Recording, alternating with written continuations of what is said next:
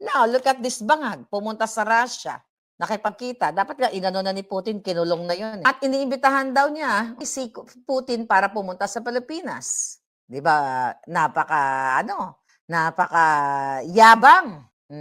Eh alam niyo naman na si Putin ay may warrant of arrest from the ICC. It's the same with PRRD.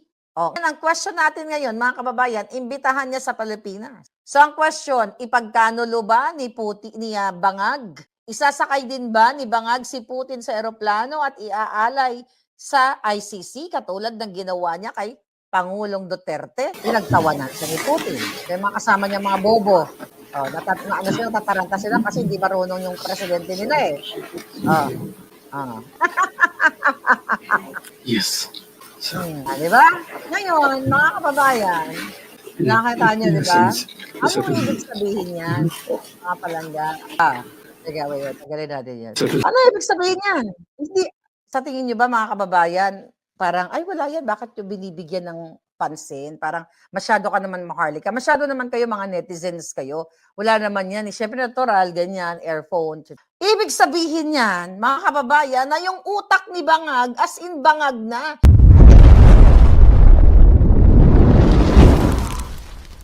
Sa simpleng instruction, hindi siya makasunod.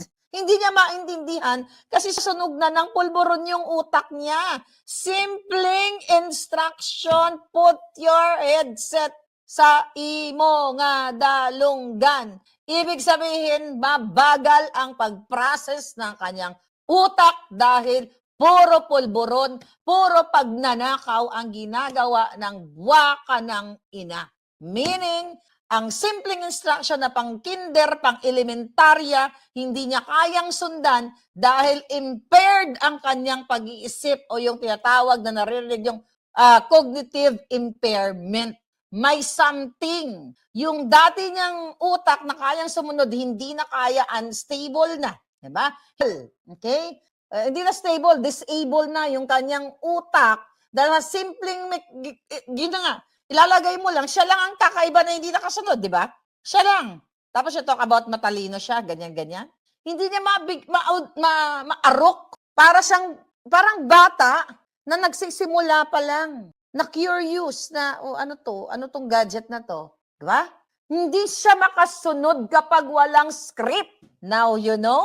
Hindi yan simple lang na ganyan. Kaya pinagtatawanan siya ni Putin na parang ano ba to? Totoo pala talagang bangag itong presidente ng Pilipinas. Dahil sa simple instruction, di ba? Hindi makasunod kasi ang utak ni Bangag ay ng mga extra. Anong ibig sabihin yan? Sabog. Now, iimbitahan si Putin. Tapos, let's say, pumunta si Putin. I don't know kung matutuloy. But again, so pag inimbitahan niya at hindi niya iaalay si Putin sa ICC, so ibig sabihin, which is alam naman natin yan, na si PRRD ay talagang pinolitik nila at inalay nila sa ICC para bumagsak ang mga Duterte at ang paghihiganti kay PRRD na wala naman dapat silang paghigantihan dahil sa sinabi lang ni PRRD ang katotohanan na adik si Marcos Jr. Right? Alam ni Putin na si Raulo si Marcos Jr. Alam ni Putin, okay, na mga buang at kawatan ang nandiyan sa Malacanang. Kaya bangag yan. So hindi mo pwedeng imbitahan yung merong ICC arrest, katulad ni Putin, tapos okay lang, di ba? Kung titignan natin, okay lang siya hindi arrestuhin, sa si PRRD arrestuhin, and not arrestuhin, pinakidnap, right? Yun. Yes, Armela Santiago. So yun nakita ninyo. Kaya ayan tignan mo, may kinuha tayong balita. Yeah. Tignan ninyo kung paano i-twist ng mainstream media na parang ang gusto nilang palabasin diyan sa video na yan, na tinuturuan ni Putin na in-instructionan siya na ito, gano'n, 'di ba? Na ito, ganito pagsuot. Gusto palabasin ng media yan na hindi lang naman si Bangag Jr. ang hindi makaintindi. The twist? Here is the twist. Teka lang. Paano, ano mo to ha? Mo to. From, I think this is from News 5. Okay? In-splice nila yung video. Okay? 'Di ba kanina, okay? Okay, tignan nyo. Okay, here we go. Di ba kanina mga kapalangga, pinapakita doon lang sa meeting ng Pilipinas delegate, yung mga putang inang yan, mga cabinet ni Bangag, with Putin. Sila lang yung nasa table, di ba? Nakita nyo. Pero ang palabas dito ng mainstream media, look at kayo na ang magdesisyon. Diyos ko po. Teka lang. Pakinggan nyo. Channel, ano yan? 5. Okay. Di ba? Nakita nyo? Si Senyas, si Putin. Yan yung nakita nyo kanina na ayusin yung anong headset niya. Yung earphone niya. Oh, yan. Ngayon, ayan, tingnan mo, kinat nila. You see that? Ngayon, ipinakita na yan yung pangmalakasan. Ibig sabihin, yung mga world leaders na. O, pinakita nila, kinat nila yon. Balikan natin ng konti para nakita natin kung gaano kaputa itong mga media na to. Ayan, no? Ayan. Alright. Yan na yan, yung ano na yan, during the meeting yan, sa mga kasamahan ni Bangag. O, tapos kinat nila, in-splice na yung video, para pinapakita dyan na kunyari pang kalahatan. Look. Yan. Nakita ninyo? Lahat, di ba, naglalagay. Nakasunod. Ayan, tapos biglang kinat yan. Yan yung kasama sila Bangag, yung naka-close up with Putin na yan. Yan lang yung exclusive nilang meeting with the Philippine Bangags. Nakita nyo kung paano nila i-twist, paano nila i-splice, paano nila gagawin ng taong bayan. Kita nyo naman, cut-to-cut video eh. Okay.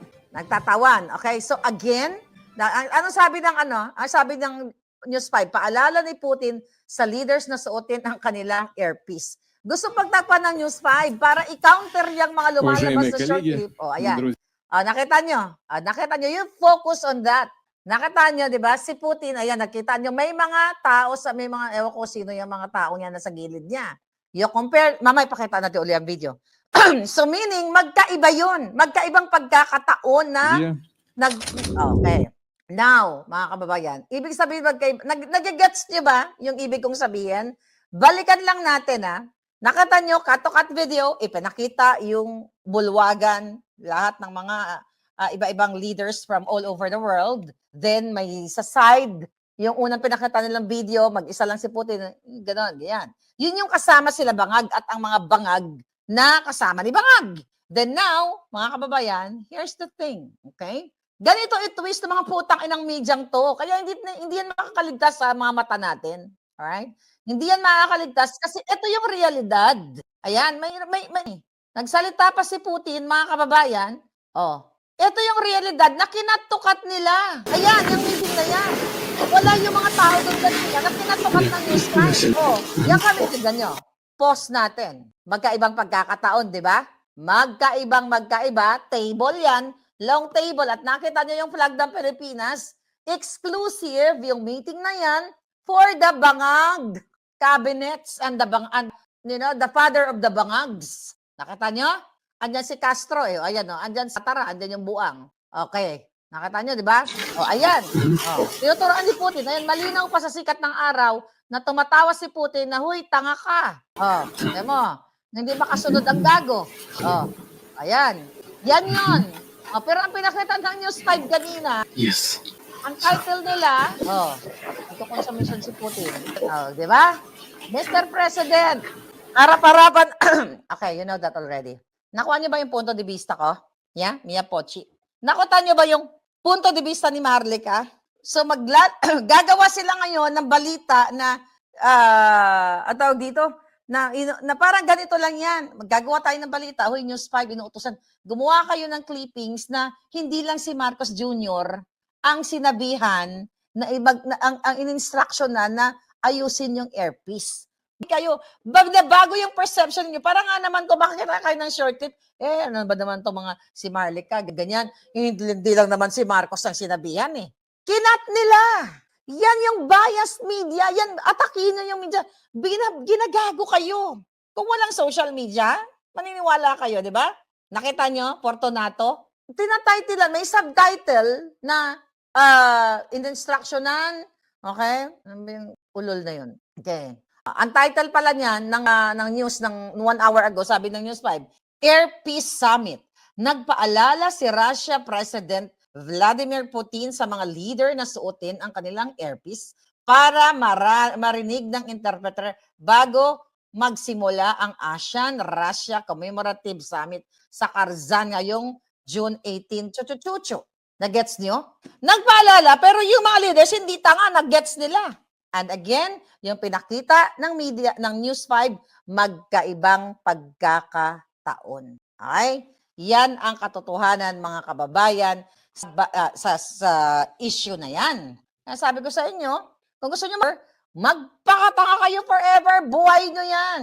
But I hope sana, thank you, CD Oro, I hope sana magising kayo na binababoy kayo ng gobyernong bangag. Kung walang Maharlika, kung walang ibang mga vloggers, kung walang netizens, ulit-ulitin kayong gagaguhin na maniniwala kayo na, oy, ito naman si Maharlika, masyado naman to. Hindi lang naman si Putin, ay si Marcos Jr. ang in-instruction na ayusin yung earpiece kasi hindi marunong sumunod. Si Marcos Bangag, dahil mahina ang kukote, dahil polboronica, nakita nyo naman, di ba, ang dami.